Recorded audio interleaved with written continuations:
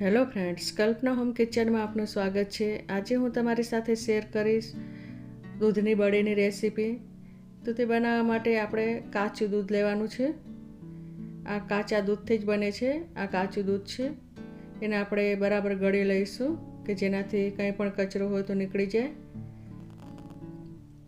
હવે આપણે ગાયણીથી આપણે ગળી લઈશું। આ દૂધ 1 લીટર છે અને કાચા દૂધમાંથી જ આ બળી બને છે। આવી રીતે આપણે ગળી લેવાનું છે। ગળ્યા પછી આપણે આ ગોળ ઉમેરવાનો છે। આ ગોળ 200 ગ્રામ છે। જો તમારે વધારે ઉમેરવો હોય તો વધારે પણ ઉમેરી શકો છો। અને આ ગોળને આપણે આવી રીતે છીણીની મદદથી છીણી લઈશું કે જેનાથી જલ્દી ઓગળી જાય। આને સાકરથી પણ બનાવતા હોય છે અને ગોળથી પણ બનતી હોય છે। આ બળી એમાં ગોળથી બનાવવાથી સારી લાગે છે। આવી રીતે આપણે ગોળને છીણી લેવાનું છે અને હવે આપણે ચમચાથી અંદર જો નાના કોઈ ટુકડા હોય તો ઓગળી જાય તેના માટે આપણે ચમચાથી મિક્સ કરી લેવાનું કે જેનાથી ગોળ ઓગળી જાય। આવી રીતે આપણે બધું જ ગોળ ઓગાળી લેવાનું છે।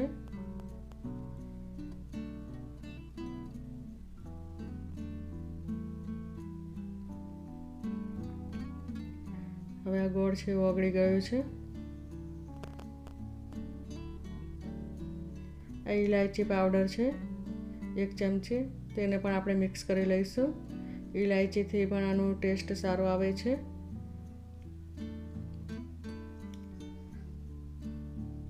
હવે આપણે ગેસ ઉપર કુકર મૂકીશું। આ કુકરમાં આપણે પાણી ઉમેરશું અને પાણી ગરમ થાય ત્યાં સુધી આપણે કુકરને ઢાંકી દેવાનું છે કે જેનાથી આ જે પાણી છે ગરમ થઈ જાય અને પછી આપણે ડીશ મૂકીશું।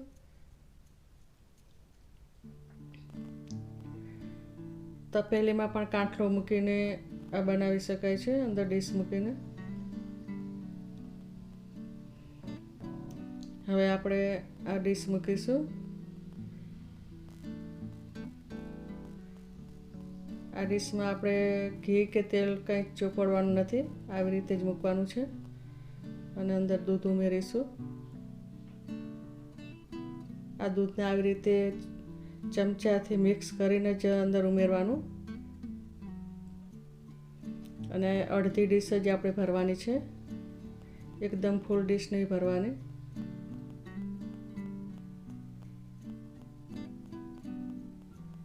હવે આપણે આને પણ ઉપર બીજી ડીશ મૂકી દઈશું।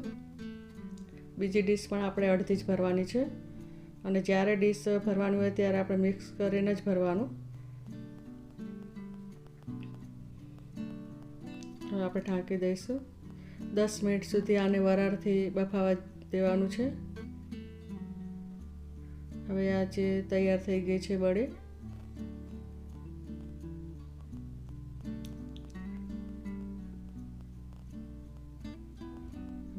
અને પણ આપણે કાઢી લઈશું।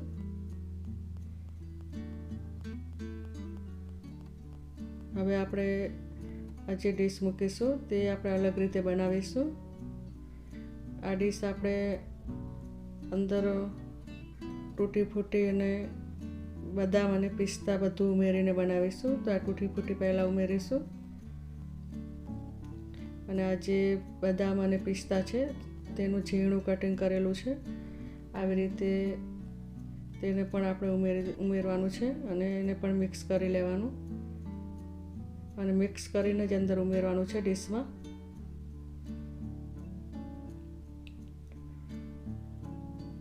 હવે આપણે આને પણ ઢાંકવાનું છે 10 મિનિટ સુધી।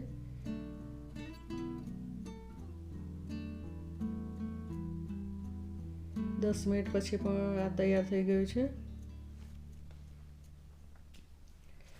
આ પણ બદામ અને પિસ્તાની અને તૂટી ફૂટીની ડીશ એકદમ સરસ બની છે અને આવી રીતે જોઈ લેવાનું કે કાચી ન હોય।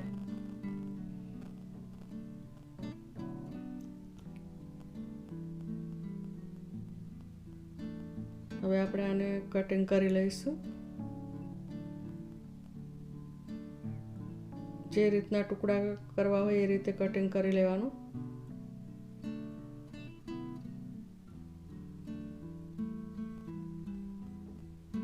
આ રેસીપી એકદમ જલ્દી બની જાય છે અને જો કાચું દૂધ હોય તો જ આ બને છે, અને નોર્મલ દૂધથી નથી બનતું.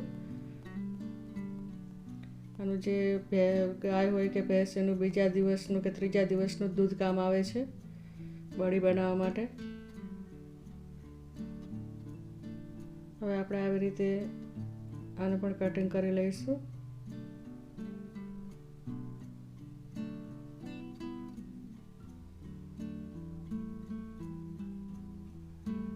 આવી રીતે આને આપણે કટિંગ કરી લેવાનું છે.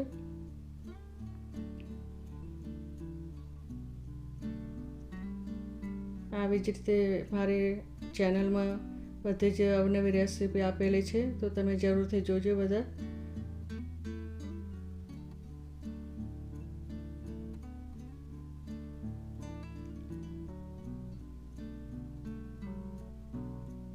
આવી રીતે આજે તૈયાર થઈ ગઈ છે બળી,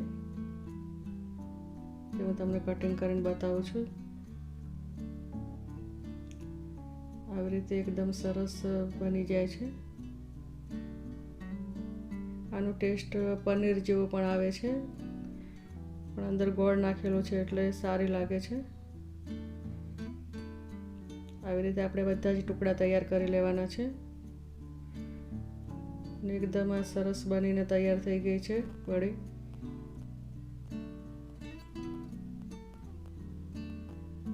આવી રીતે આપણે એક ડીશમાં કાઢી લઈશું. અને આજે આપણે બદામ અને પિસ્તા અને તૂટી ફૂટીની બનાવેલી છે, તે પણ એકદમ સરસ બની છે.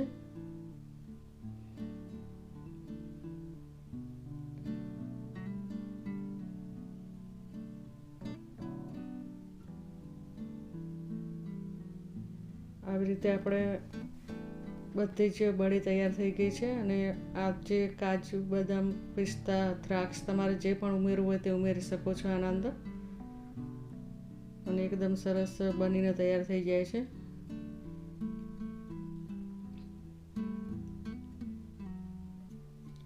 તો ફ્રેન્ડ્સ, મારી આ રેસીપી પસંદ આવી હોય તો શેર કરજો, સબસ્ક્રાઈબ કરજો, અને નવા હોય તો સબસ્ક્રાઈબ કરવાનું ભૂલતા નહીં.